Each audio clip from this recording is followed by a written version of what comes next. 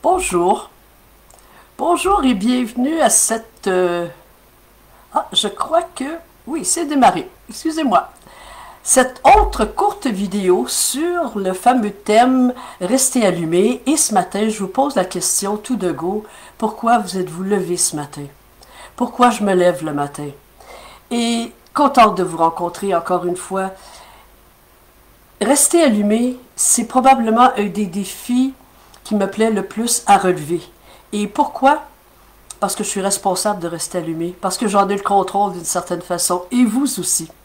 Je suis Lucie Marois, et je travaille avec des gens comme vous, qui avez des changements à apporter dans vos entreprises, dans vos organisations, des défis à relever, personnels ou professionnels, des ambitions à clarifier, et qui demandent à chaque fois de prendre en charge ce que vous avez à faire pour atteindre la satisfaction et la réussite. Puis de connaître le pourquoi on souhaite le faire, c'est très utile parce que ça aide à le faire. Alors donc, ce qui m'allume, moi, et ça fait partie de mon pourquoi, c'est de vous guider dans le développement de ce qui s'appelle le leadership personnel pour arriver à atteindre vos objectifs. Puis parlant de défis, j'en ai un petit à vous présenter ce matin. J'ai un défi à l'ego ou une expérience d'humilité assez importante pour moi suite à, c'est très personnel, à une intervention dentaire. Hier, j'ai devant mon sourire, ce qui peut apparaître comme peut-être deux petits pansements. Alors, au diable, l'image parfaite, et je suis très heureuse de me présenter à vous dans ce petit volet d'imperfection et qui m'amène, moi, à développer une qualité qu'on n'arrête pas de parler quand il est question de développer son leadership, c'est d'être au naturel et d'être humble. Ah, voilà pour la mise en situation, ou en tout cas le préambule. Rester allumé, ça fait déjà quelques semaines qu'on en parle. La première fois, c'était de réaliser que de rester allumé, c'est une nécessité. Puis pour rester allumé, il faut faire des choix. Il faut toujours bien être allumé au départ.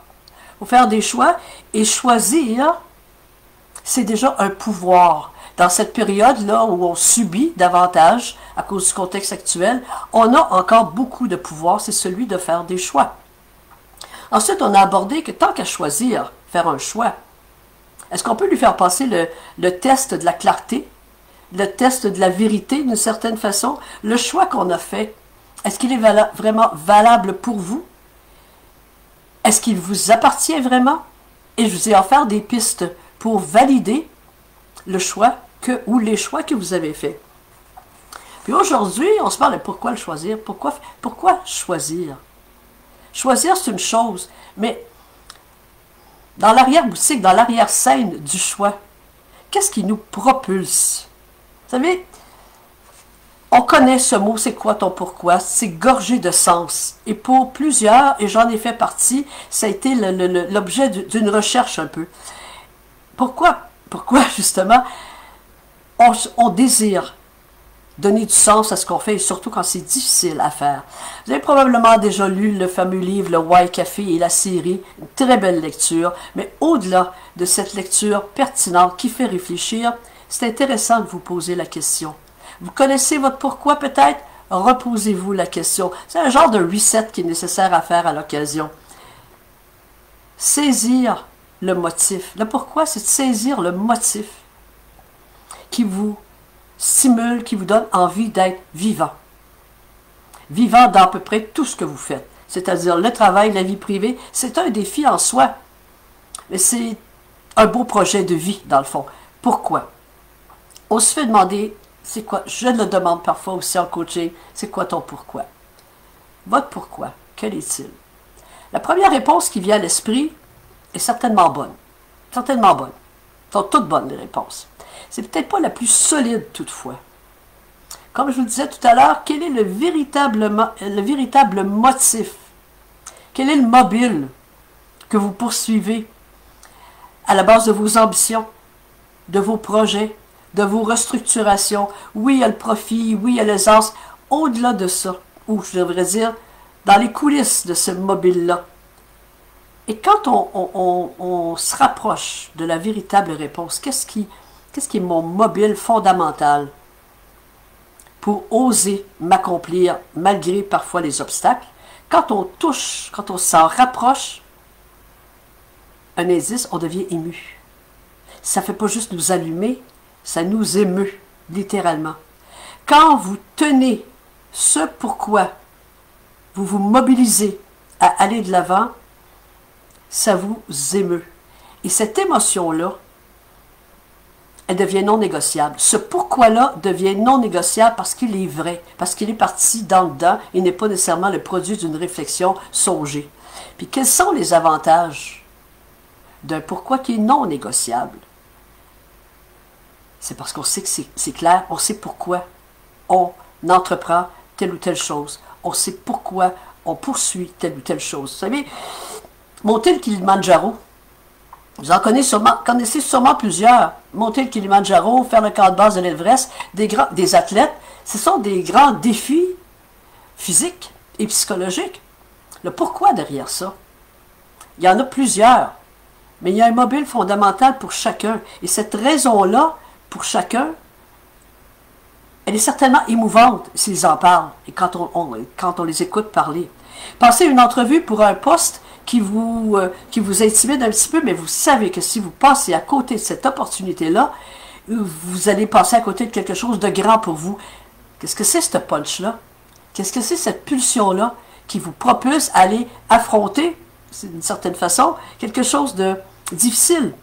Démarrer une entreprise, choisir de modifier les activités de l'entreprise, et Dieu sait qu'il y en a beaucoup dans cette situation-là, dans le contexte actuel. Entamer ne serait-ce qu'un petit projet.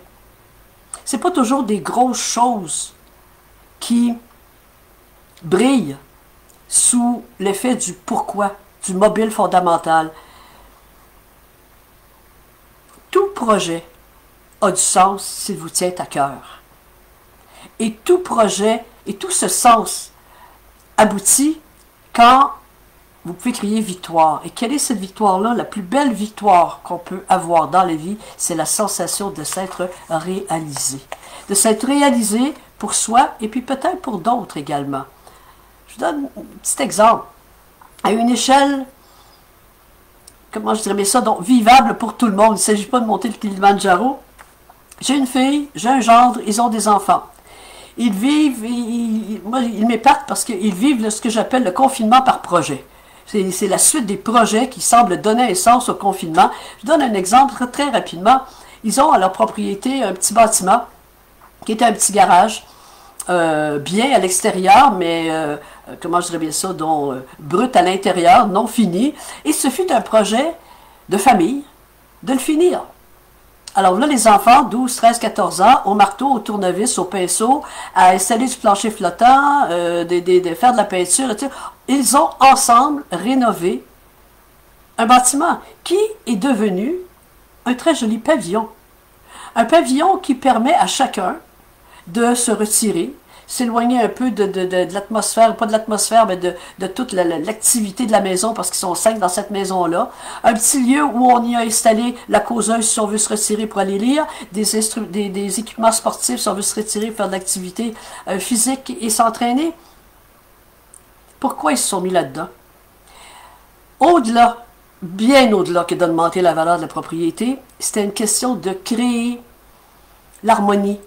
Non pas qu'il n'y en avait pas, mais de rescinder, de consolider l'harmonie, le confort et l'amour dans cette famille-là. Et c'est le credo de la famille. Et votre credo, quel est-il? Parce que lorsque votre pourquoi inclut une cause un peu plus grande que vous-même, il n'y a plus d'obstacles pour y arriver. Il n'y a que des situations pour lesquelles il faut trouver des solutions. Votre pourquoi pourrait très bien se trouver à l'intérieur de 3 catégories. Je parle des catégories. Ce ne sont pas nécessairement les motifs. C'est dans la catégorie de la liberté, ou dans la catégorie du confort, ou dans le besoin de servir à quelque chose ou quelqu'un. Servir à quelque chose, c'est assez fort, ça. On a besoin de se sentir utile dans la vie. Alors, je vous donne un autre exemple. François, non fictif, réorganise toute son entreprise qui fonctionne extrêmement bien pour pouvoir se dégager du temps pour lui. Pour quelle raison? Pour aller faire de la voile. Pour s'adonner davantage à sa passion. Est-ce purement égoïste? Probablement pas, parce que pour lui, c'était une question d'équilibre émotionnel, puis de rééquilibre de vie également, et d'en profiter. Et quand ce pourquoi, peut-être de liberté, dans la catégorie de la liberté pour vous, est plus grand, et s'adresse également pour les autres. Aujourd'hui, son bateau, il l'offre à des entrepreneurs qui voudraient se faire des rencontres, d'expérimenter la communication d'équipe à travers l'expérience de la voile. Beau projet, excellent projet, et je suis sûr qu'il va le mettre en marche. C'est ça un pourquoi.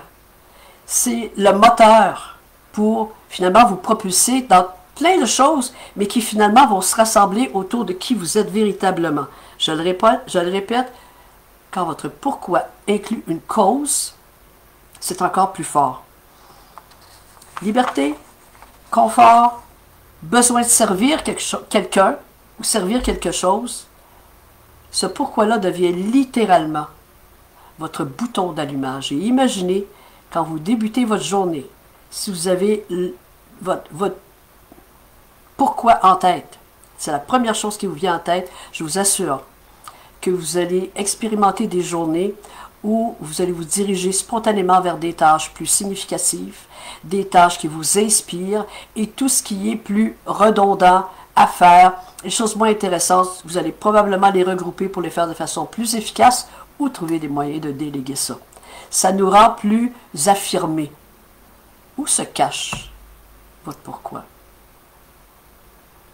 Où se cache ce mot, ce motif, ce mobile qui est peut-être encore diffus parfois, qui est peut-être un peu comme du jello, vous avez l'impression de le tenir, puis finalement, ça s'en va. Je vous donne finalement 2 pistes. Mais c'est en même temps de revenir au ce que j'appelle au puits de ravitaillement.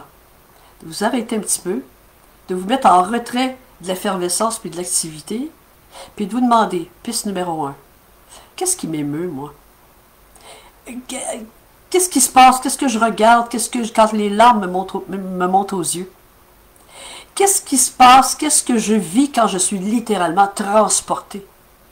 Est-ce qu'on passait notre temps à être à côté de ces moments-là? Qu'est-ce que j'ai à extraire, prélever de ces moments-là comme réponse à qu'est-ce qui m'allume, moi? C'était la première piste. La deuxième, c'est la fameuse phrase qui débute par « Et si je pouvais? Et si je pouvais donc? » Quoi? Quelle est la fin de la phrase?